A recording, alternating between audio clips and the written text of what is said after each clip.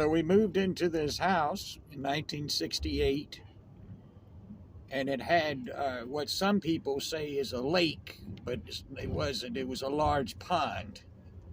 So never let anybody fool you into thinking that we have this, you have these anemones or your own lake, and they say stuff like that, or there's some going to go to some RV place to camp overnight or stay longer, and they're saying you've never seen the place, right? And they say, oh, and then there's 2 lakes or 3 lakes or one big lake.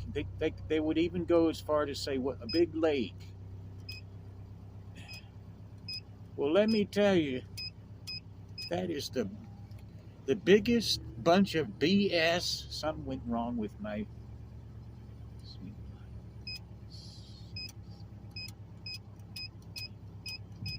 Come on, open.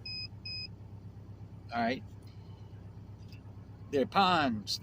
Somewhere you got to draw the line. What's a lake and what's a pond? I say, I don't know, an acre. I think a body of water would have to be at least 100 acres, and then now you can call it a lake. That's how a lot of people get ripped off. So what we had was a large, very, very large pond. It could have been as much as 50 acres. And then on the other side of the dam of it, or whatever,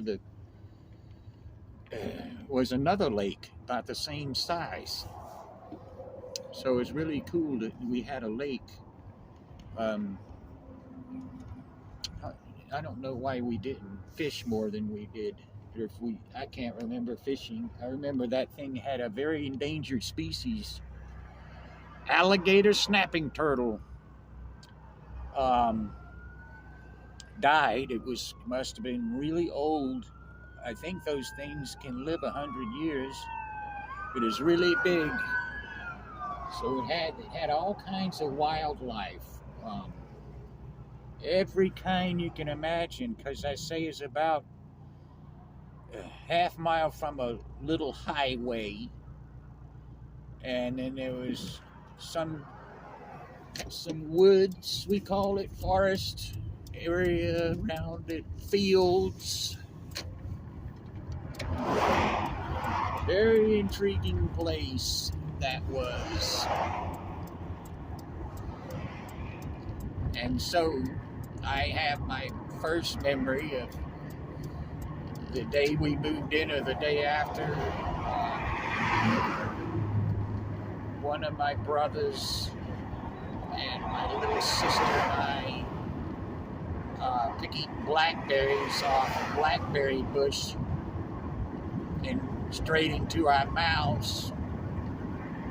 And some guy came walking past with a stick in his hand, and my mother was on the porch saying, "You children, y'all better come inside.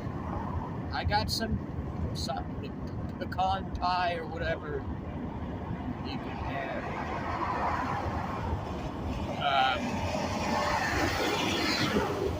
I never thought about it until a long time later. That's probably the guy that knocked the windows out.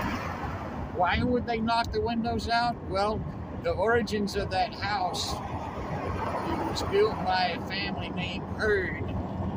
And that family was back in 1927, I think, 6 or 7. And that was what you call a dynasty family. They were super rich because they wound up, well, like I say, sometimes the phone calls and I have to finish, I'll finish it up and cut it short. Talk about the Herds. I don't like to name names, but they're just a well-known name. It's just a history.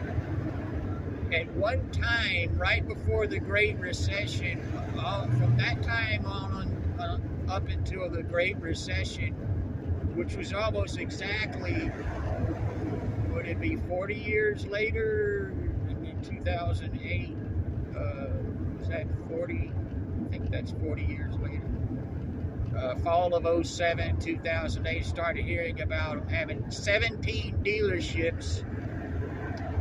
One was there, and there's a bunch in Texas. I guess I was scattered all over. Well, that's just they're Chevrolet people. So that was a famous, regionally anyway, family. So I gotta cut it short, and I'm driving. I should be messing with it, but I gotta cut it off because this thing's screwed up. It's like so many